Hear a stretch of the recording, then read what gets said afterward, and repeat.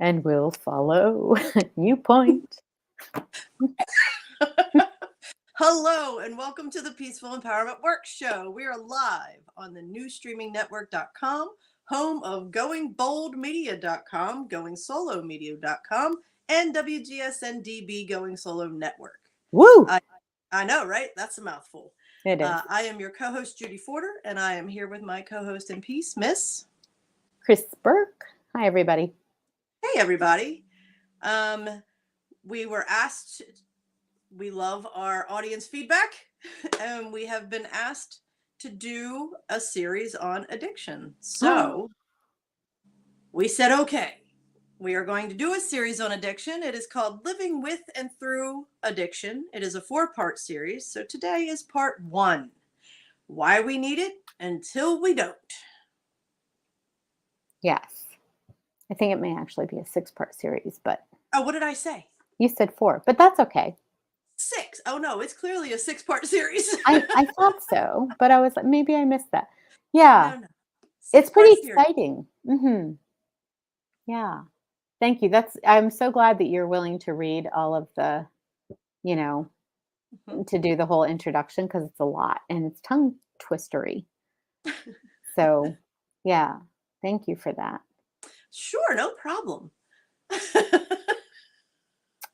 So addiction. I think the first thing we need to say before you flip away is that, I have been in my life a master addict, really good at a lot of addictions and really lost in them. And that experience of being addicted to alcohol and cigarettes and television and gambling. Thank you. Gambling. And probably, I don't know if I would say a sex addict, but more of a seduction addict. You know what I mean? Like wanting attention. Mm-hmm. Like even, in relationship, not just like out there looking for love.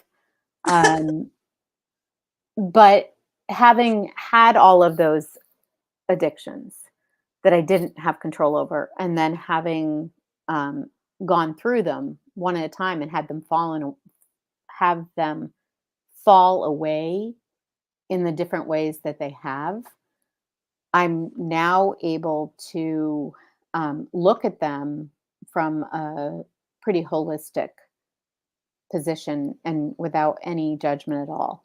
So I think it's important to say that, because one of the big things that goes along with addiction, a lot of times, I know it was true for me, a lot of people that I work with, there's a lot of shame around it, right? Like we should be able to be stronger than this. And that's simply not the reality of our human experience. So as we go through this series, we want to really get to know, like, what's really happening here? How do we get caught into these things? And then how do we shift our relationship with our addictions and our addictive parts, our addictive selves? And then, how do we invite in new possibilities if we want to? That all sounds amazing. It's going to be quite the journey. It really is. And, yeah. And, in true Peaceful Empowerment Works fashion, our intention is to move through this in a way in which we are kind and respectful to ourselves and one another and everyone who's watching. And as always, judgment free. Mm-hmm. Judgment free. I believe that everybody has an addiction to something, and Kris and I were talking about this before the show. There are some addictions that are socially acceptable and other addictions that aren't. And, that in itself is a mind fuck completely. Yeah. Yeah. So something that starts out as something that we needed, and then all of a sudden, that's where we came up with the title, Why We Need It Until We Don't. And I've had some experience myself with, yes, we have addiction in our family, but I myself, after my mother died, became the weekend warrior drinker for 4 or 5 years. And it was, I lived for Friday and I was hungover on Monday. Mm. And, it wasn't until I made a conscious decision that I was going to have a baby that all shifted because I had to clean my body. So I went from one addiction escape because I was escaping the loss of my mother and everything else that happened in my life to, okay, I have this focus. Mhm. So, where the weekend drunk was celebrated in some circles and looked down upon in others, then I was cleaning my body up and doing things that were healthy and exercising. So that addiction was good for you, Judy. Way to go. Right. Yeah, and let's be clear, like, about the drinking, right?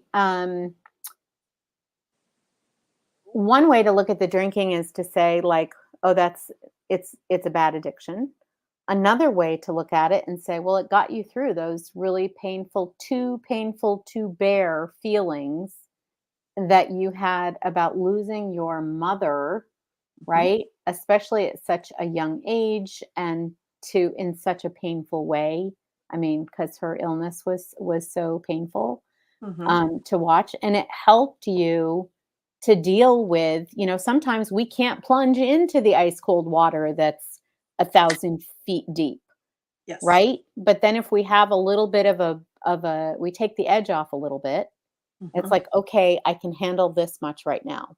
Because, yeah, am I in an altered state? Yes. But the reality was at the time, you didn't have the tools or the knowledge or the experience to deal with it any other way. And so that's what you did. That's Exactly. the same with me. Mhm, I moved to the city, not the same, but I mean, the pattern is generally when our reality and the emotions we're feeling about being us at that time is too much for us to bear. It's overwhelming. We've got too much feeling and too many thoughts spinning through our heads that don't feel super good, mhm. and we don't know what to do about it or how to stop it, right? Gee, a little bit of alcohol can seem to make that all go away and does, in fact, in the very short term, make us feel better. Mhm. Gives us that liquid courage to move through. Yeah, or Very. or just numbs us from what we're feeling, Mhm. right? Yeah. It takes the edge off. Mhm. I think I used to say that a lot, right? It takes the edge Oh, off. yes, absolutely. Yeah. Yep. Definitely. It was, Mm. you know, I've said before on the show, I was a teacher. So during the week, I was teaching and coaching and busy and distracted. And when the weekends came, it was like, no, no, can't handle time. Let's jump in the car and take our little blue icy cooler with wheels, and we're going to take our party wherever we go. Right. Right. Hmm. Which is one of the reasons that it happens, that so many of us get pulled into, first escaping a little bit with our friends in a way that seems like fun and harmless, and everybody's doing it, right? Hmm. I mean, this is one of the big things, like everybody's doing it. There can't be something wrong with what everybody's doing, or it can't be dangerous to do what everybody's doing, right? Hmm. And then over time, it becomes a habit. And I always used to say, it's not like somebody stood up in front of me one day with a flashing sign and said, "Hey, you should know that today's the day that you can walk away, or you're going to be stuck and have to deal with addiction." Right? Nobody told me, and I don't mean that somebody should have. I just mean there was no warning that went off for me that said, "You're walking a very fine line between having choice and not feeling like you have choice." I don't know that I would have been able to do anything differently, but I remember being surprised that I had a habit that I no longer felt like um, I had control over. I felt like my habit had control over me. Yeah. And that's interesting because is that when habit becomes addiction? That's how I think of it. Hmm. I don't know that that's what it is. I mean, in fact, you were looking up Yeah. habit and addiction, and it was funny because we're kind of like, it's like, once again, it's, our society loves to be like, oh, this is a thing that happens because you have something wrong with you Mhm. and there's nothing you can do. So you should probably seek help from professionals. Right. And it just every single time takes our power away, says, you're broken. Maybe it's your fault, maybe it's not your fault, but that's not the point. The point is that you're broken and you need to be fixed, and so you need to go get help. And that's And right there. You need to seek help outside. There's somebody outside. else out there that knows how to fix you better than you know. Right. Exactly. Exactly. And what I found for myself was that the answer was when I made peace with myself, when I resolved the conflicts, when I resolved the idea that it wasn't okay to be me, that it wasn't safe to be me, that I didn't know who to trust and who not to trust, that I was socially anxious and awkward and actually one of the things I said right before the show was I said, I remember I used to drink because I'd be with social groups and I would feel uncomfortable with the groups and like feel like I didn't really fit in until I had a couple of drinks and then I'd feel fine. And it Mhm. like, it dawns now like, well, maybe they were the wrong groups, right? For me. I mean, maybe the reason I didn't feel like I fit in was because I actually didn't fit in. Yeah. And maybe that wasn't because there was something wrong with me. Maybe it was just because I didn't know that there were different groups of people to hang out with. Yeah, and for me, I mean, I started drinking when I was probably 14 or 15. Mm. And it wasn't so much about fitting in with the group, it was about silencing that abuser in my brain. Mm. Because the whole time that meanie inside me was comparing me to everybody else in the room. Body size, intelligence, all of it. Like a Yeah. full inventory of Yeah. why these are all the reasons you are less than everybody in this room. Yeah. So a Yeah. couple drinks for me would silence that asshole. Hmm. Yeah. Yeah. Absolutely. Hmm. Um, yeah, we start feeling a little bolder.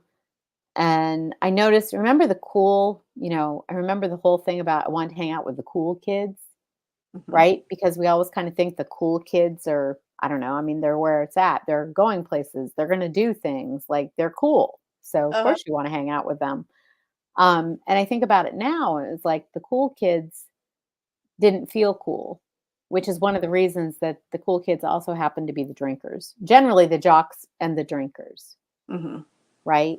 So in my generation, I don't know what it's like today. I mean, it, Back in it the day, yeah, back in the day when we were riding dinosaurs to school, as my daughter would say, the 1900s. Yes, yeah, exactly. Which sounds so bizarre. Yeah, it does sound really bizarre. But Hmm. yeah, I mean, we would look down on the people who were smoking pot or doing drugs. There weren't that many hard drugs around back then. I think Mm-mm. there was a little bit of cocaine. Nobody could afford it. You there was, I mean, serious. It just wasn't the same. And people would smoke pot, which was really weak compared to Now. what we have now. At least I've been told. Um, so we would look down on the people, the stoners, the heads, the people who were doing drugs. Meanwhile, we're drinking alcohol, Hmm. right? Which it does the same thing in your brain. In fact, there's a lot of evidence to suggest that the old, more natural weed, um, compared to the old alcohol weed, was probably better for your brain. But I can't really. I don't want to take up that argument. But I'm just saying how we were drinking, and because everybody drank, because it was like drinking in football, drinking and um, parties, drinking at weddings, drinking after funerals, right? I mean, really, No. there's no event too sad or too happy for drinking in the good old US of A. Mhm. True that. So, Sporting event, yay! Birthdays, yeah, yay! Weddings, yes! Funerals, oh yeah! Yeah. Yeah. And it's and interestingly, I used to think at some point when I became aware that alcohol was I was like a puppet on alcohol's string set. I started thinking like, hmm, isn't it odd that we all do it and we're all like, oh, it's so fun and this is so great and everybody's doing it. And oh, isn't she funny when she's slurring and falling over? Like we're all in this big hypnotic sort of dance. But then when somebody turns into somebody who can't handle it, Mhm. and when I say can't handle it, this is the part that I think is funny. Who's handling it? Right. Right? And when somebody crosses an invisible line and all of a sudden they're not functional anymore, then people in my experience are very quick to and point fingers. So Mhm. all of a sudden it's not so fun anymore, right? But there's not this sort of realization that somebody fell victim to our social soup where Mhm. everybody comes in, it's like, "Oh, the water's great in here, we got carrots and turnips and plenty of booze and, come swim around." But then somebody gets intoxicated by it and Mhm. damaged by it, and it always reminds me of the Pinocchio story, where the puppet master, the big creepy Mhm. guy, is feeding candy and drinks and games, like gambling, Mhm. right, to the little boys, and they're all turning into donkeys. Mhm. Right? They're losing their humanity. They're losing connection with their inner voice, their true self, their North Star, however you wanna, um, think about that. And I could see that happening in our society, and I was like, "The whole society is playing the game, Mhm. and people are getting stuck in it." If we had more truth around it. So, like, it's not about shaming it, it's just that if we talked more honestly about it, Mhm. maybe 2 in 10 get through the gauntlet of alcohol, partying, all the partying and all of the, excess and, at college and through, just through Mhm. life's events, maybe 2 out of 10 get through without developing a serious problem, whether it's a health problem or a mental health problem, because the neurotoxins in, alcohol are real. Mhm. Very real. Now it's interesting because I keep hearing um, the term dry drunk. Huh. Yeah. Interesting, right? Yeah, so somebody who doesn't drink anymore. Right. Yet still has the mentality of a drunk, is what Yeah. I just heard. Yeah. Yeah. Yeah. So, they're working on the behavior, they're resisting the alcohol to alter the mind, yet they still carry the emotions and beliefs of someone who's actively drinking. Is that correct? Let me feel into that a little bit. Okay. Um, They just kind of threw that one at me. they haven't done their healing. Exactly. That's how I would put it. Okay. So, it might be maybe this is a good time to bring up the map.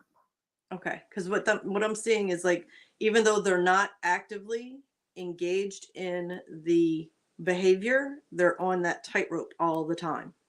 Yeah. Okay. Yeah. That's a for real thing. Um, and actually, I should say, I quit drinking, hmm, I don't know, 5 or 6 times over the course of my life, and I always went back to it until I didn't, and the time that I stopped, and just had no interest in it anymore, I wasn't actually trying to quit.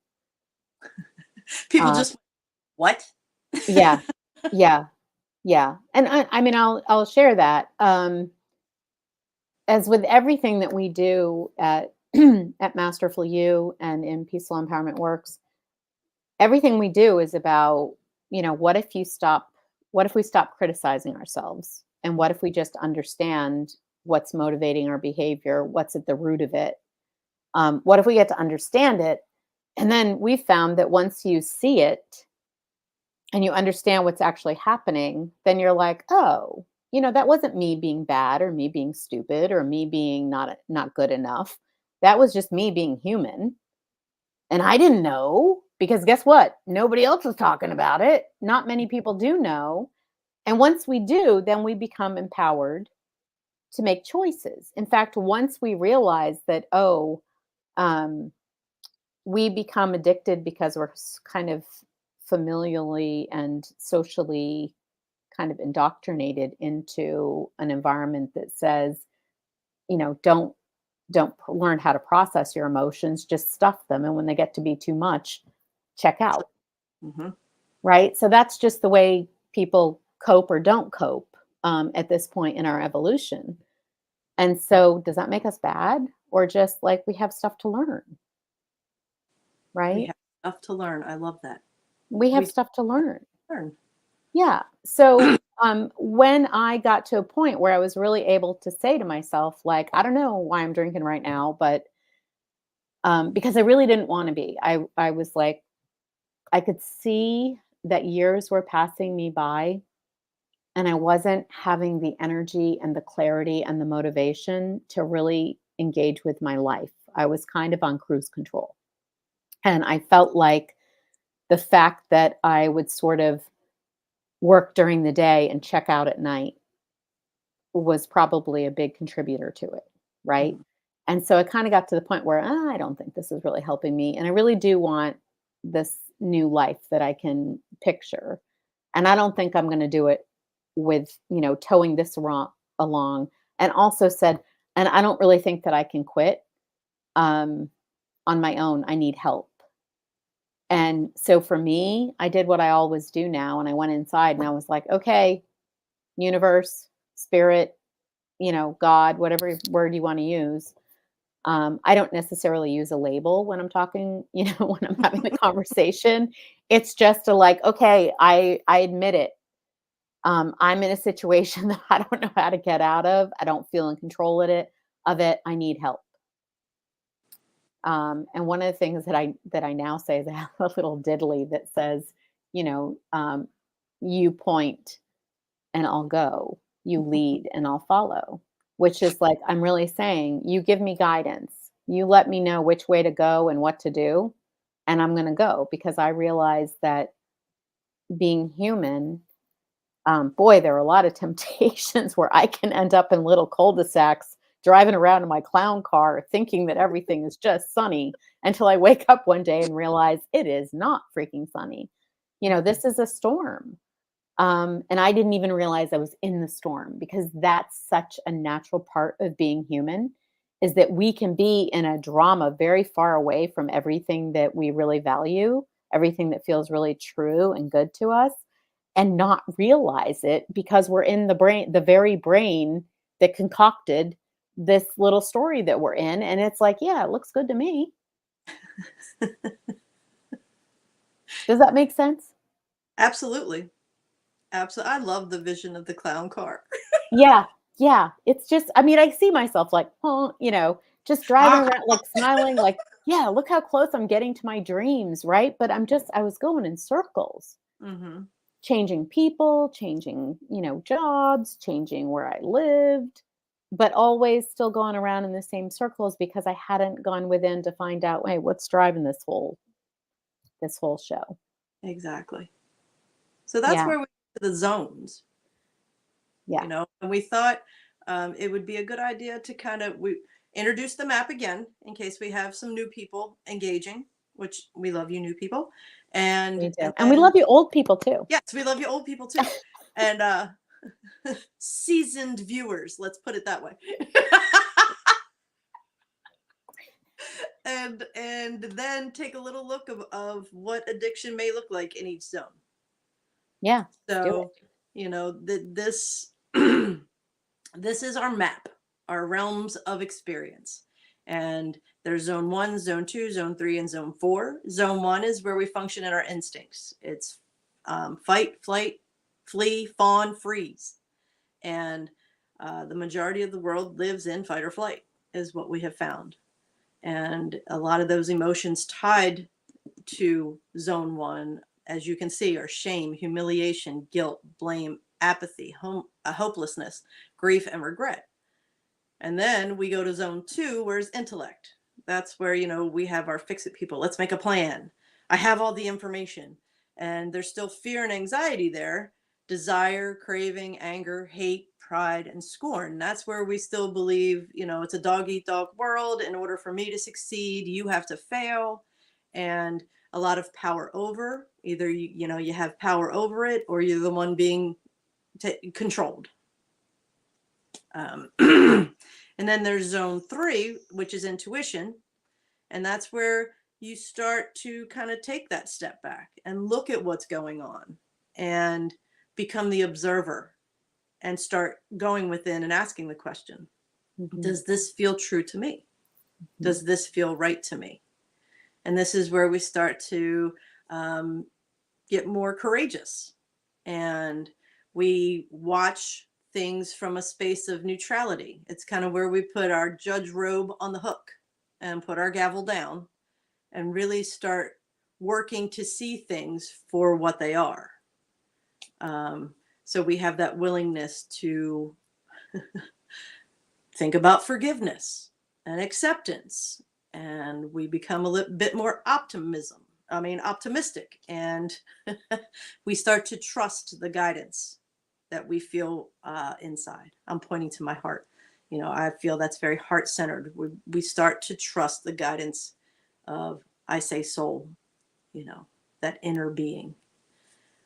And with that, we go to zone 4 with inspiration, where we start to really experience peace and bliss and joy and serenity and love and reverence. And that's where, we are connected and we are guided by what feels right for us and what works for us. And we believe that everything is a choice and nothing is etched in stone, because we're constantly growing and evolving. So those are the zones of, that's our map. Yes. Kris is going to take us through and talk a little bit about what addiction may look like in each zone. Yeah. And something just to like a little fine point on the map is just that this map exists inside all of us.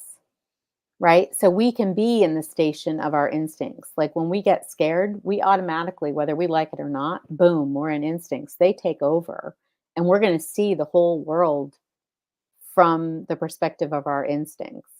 Our instincts, which are largely shaped by our family's, journey through life. So even though they're human instincts, they're also instincts that a family raised at a certain socioeconomic level in a certain area is going to have, that are going to be different than another family raised in a different area at a different level. Well, our instincts will be different. Yeah, survival. Everybody has different survival techniques. Yes. Yes, exactly. So that's one of the reasons that you see, some people, they're doing their version of instincts, and maybe it's appalling to us. But our version of instincts would be appalling to somebody else, because it's survival. It's not rational reasoning. We're not really present and thinking about what we're doing. We're just reacting, right? And if you're to people whose instincts are the same, it seems perfectly normal and natural. But to people whose instincts are different, it doesn't. Right? I don't know why that needed to come out, but it's important to know that it all shows differently. That's important to know. Yeah. I mean, and in fact, like when I see people in zone 2, sometimes they appear like bullies to me, because I did not grow up in a zone 2 like community or, or family where we like were the people kind of giving the orders, right? We were the people getting along with the people who were giving the orders. And so I would see, some of the zone 2 behaviors. I'd be like, oh, that's a bully. But not all zone 2 behaviors are bullying. The intellect is a really important part of our journey, and not to be feared, but also to be understood. So let's talk about that addiction, for example. If I'm in zone 1 as an addict, you may have read the book The Little Prince, right? I love that book. But one of the things the little little boy goes and finds this guy, a drunk who lives all by himself on a planet. And the little boy says to him, "Why are you drinking?" And the guy says, "Because I'm ashamed." And so the little boy says, "Why are you ashamed?" And he says, "Because I'm drinking." Mhm. Boom. Yeah. Yeah. Exactly. Because we get stuck in that because we have things that we can't accept about ourselves because we don't know how to give ourselves permission to be human. We don't know how to give ourselves permission to be learning, to be growing, that we're not supposed to know everything because we've been told that we should. Mhm. And if we don't, there's something wrong with us. And rather than go and try to learn and grow, we should just do our best to hide where the holes are in our knowledge. Mhm. Right. So we try to make ourselves small. We were talking with a class the other day about trying to make ourselves invisible. Right. We just, please don't look at me because I'm so flawed and I don't want anybody to know. Right. Everybody feels like that when we're in zone one, which is why we don't really want to stay there. So drinking in zone one comes about mostly because I feel crappy and I don't know that it's okay for me. I don't even know how I would go about getting out of this crappy feeling, Mhm. right? I can't let go of all of the things that I perceive to be wrong about me, and I can't stand facing all of the things that I think are wrong about me. So I'm going to escape. And alcoholism is an escape from that, Mhm. right? And I shouldn't say alcoholism. That was my experience. That doesn't mean that everybody who drinks is an alcoholic, and it doesn't mean that alcohol is the only addiction. It's just that it's really prevalent. Mhm. I knew lots of closet alcoholics who admitted to me over the years, like, "Oh, I go to different liquor stores to buy my cases of wine because I don't want the cashier to know how much I'm drinking." Mhm. Right? It's a real thing. Yeah. Um, in zone, and by the way, honor the person that found the courage to say that because I will guarantee you that the woman I'm thinking of right now, hi, sweetie, um, was on the beginning of the path to healing that, to resolving that, because she was willing to bring it out and share it with someone heart to heart. Yeah. And that's very much a beginning part of that journey. It's saying, I don't want to hide this anymore. I don't want to live in this zone of fear and discomfort and shame by myself. I really want to come out and have a different experience. Mhm. Which brings us to zone two, which is about desire and craving and wanting a better life and wanting to know more and wanting to know how much we're capable of and, wanting to be proud. And it can also be about anger and hate. But the anger and hate is usually about about defending, like, this is what I know right now, or this is what I believe is more to the case in zone two. Mhm. This is what I believe right now, and I'm just going to hate anybody that disagrees with my beliefs. The reason for that is if you tell me that I'm working really hard in zone two to be right, and so if you disagree with me, I think you're making me wrong because that intellect, zone two experience is very black and white. It's right or wrong. If Mhm. it can't be from my perspective, this is true, and from your perspective, that's true. We don't have any room for that in zone two. And so somebody else having a different opinion, we feel like they're in competition with us, therefore they're disagreeing and they're telling us that we're wrong. And we're so afraid of falling back into zone one and feeling all those uncomfortable feelings that we will fight. We will get into a external conflict. And going through the world like defending yourself and pushing your opinion in and needing to have all the answers and needing to be right all the time. And I was there, I spent time there. Mhm. That's freaking exhausting. Completely exhausting on every Com- level. Completely exhausting. And so at the end of the day, why is everybody sitting at the bar throwing down their favorite drink? Because the executives, the managers, the salespeople, right? We know who we are. We're out there, yeah. We're like, woo, we're cool. We're making the world happen, yeah. And we're doing it at our own expense. and actually in a way that's draining us and also harming our ability to form the connections that we actually so deeply long for, right? Because there's so much performance to it. Yes. And we feel like it's a performance. People say, "Oh, I have to be on," Mm-hmm. right? I've got to get up early tomorrow and I need to go to bed early tonight. Not that zone two people are super good at taking care of themselves, but they might say something like that. And I shouldn't say zone two people. There's no such thing as zone two people. Mm-mm. When we're in zone two, and any of us Perfect. can be there, when the dial turns, when we change the way we're thinking about things, the way we're feeling about things, or what we're doing, the dial can change and it delivers a different experience, right? So 1 minute somebody might be walking around like, you know, well, getting like big chicken on the prairie or something. Like, don't even, when that kind of stuff happens, Big just chicken on the prairie. big chicken. I'm seeing a chicken wearing cowboy boots and, sort of like just, I yeah, think the cock on the block. No. there you go. There you go. It's much better than big chicken on the prairie.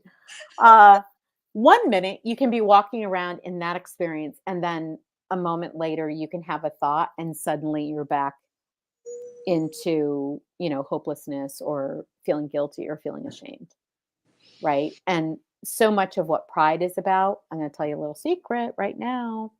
So much of what pride is about is actually trying to build up enough, um, sort of pro weight for ourselves, enough status, enough power, enough good stuff to guarantee that we won't fall back into our shame. So pride is really just a reaction to shame. It's just not wanting to feel ashamed. So we chase the pride things and we look down on other people who have not achieved the wonderful things that we have achieved in our own minds. You need to say that again. Pride is what? What did I say? I don't know. This is part of the challenge of being us, right? It's like it comes through. Uh-huh. So Pride is a reaction to shame. to shame. Yeah. Yeah. Yeah.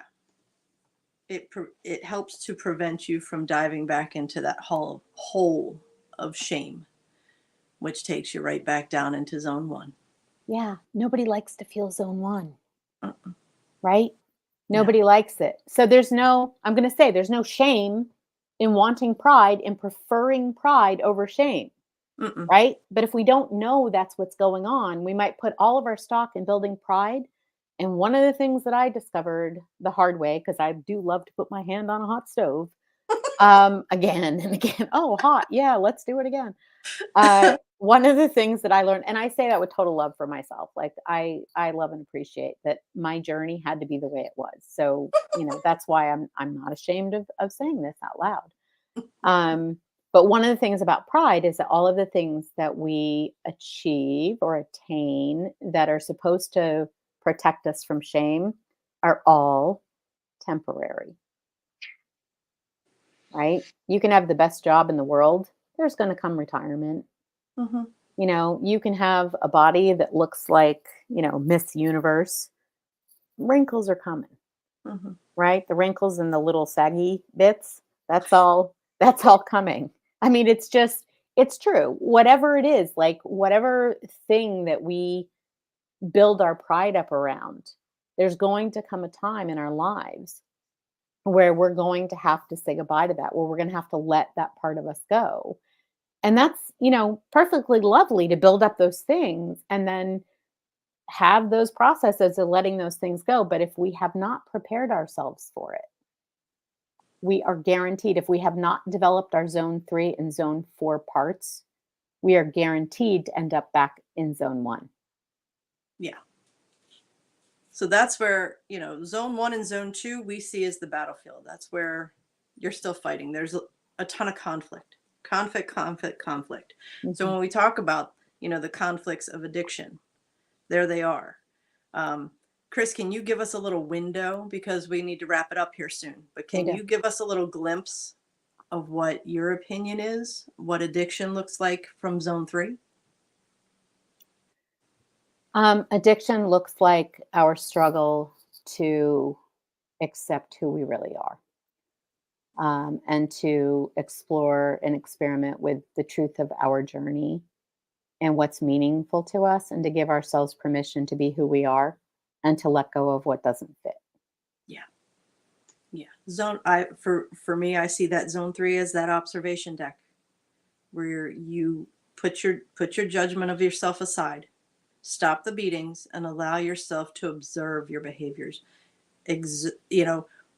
Look at it, not change it. We're not saying you're going to jump in and change everything. We're saying look at it, identify the patterns, start asking the questions. Yeah. The idea that you need to change is what's behind our addictions. The idea that I need to be different than I am is shame. And, because Kris has shared her story with me quite a bit. And I think the biggest difference between, the 5 times that you tried to stop drinking versus the final time where it was successful was that need versus choice. Yeah. That And end we'll up for you. and we'll have to talk about that next time, because we're getting all of the everything but the hook coming in to drag us off the screen. So if you Yeah. are enjoying the content that Kris and I share here on the Peaceful Empowerment Work Show, please like, share, comment, and subscribe. And again, if you want something about your experience, if you want to comment, we'd love to hear some feedback about what we're providing. And if there's a hole that we've missed that you'd like us to cover, please let us know. Mhm. I think the email we were using is Kris at Mhm. peacefulempowermentworks.org. Yes. And that's Kris with a K. Right. KRIS, because sometimes people like to stick an H in there as well, but it's not. KRIS. Gotcha. And I just want to leave everybody with this one. Me and my memes, me and my things on Facebook. I saw this, you deserve to be in environments that bring out the softness in you, not the survival in you. And Kris and Mm, I are honored to provide an environment that we hope brings out the softness in you. absolutely. Because survival mode needs to be a thing of the past. We choose for it to be a thing of the past for us, and we would love for you to choose that with us. Absolutely. Well So said. thank you. Thank you for joining us, and we look forward to seeing you for part 2 next week. Yeah. Bye-bye, everybody. Bye, everybody.